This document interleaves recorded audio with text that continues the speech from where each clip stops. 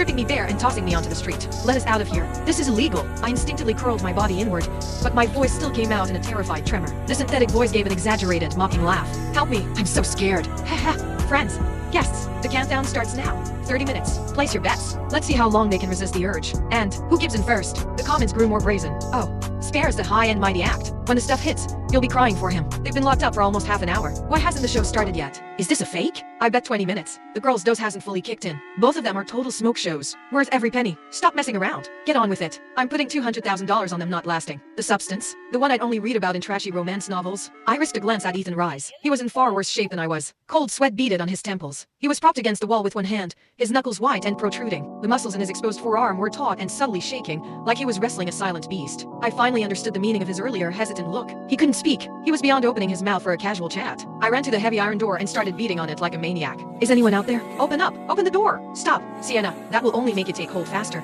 Ethan's voice cut through my panic. It was raspy, yet possessed a dangerous magnetism. His breathing was ragged and hot. In this suffocating situation, his voice was like a lethal attraction. A mortifying thought flashed through my mind.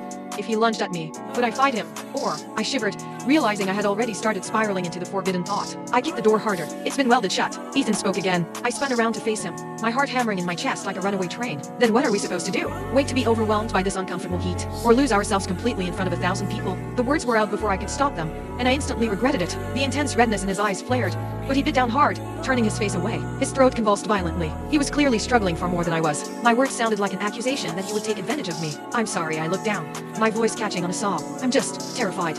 Don't worry, Ethan said, his fists clenched so tight his skin stretched white. Sweat was pouring down his forehead, soaking the back of his shirt. I will not touch you. Too loud.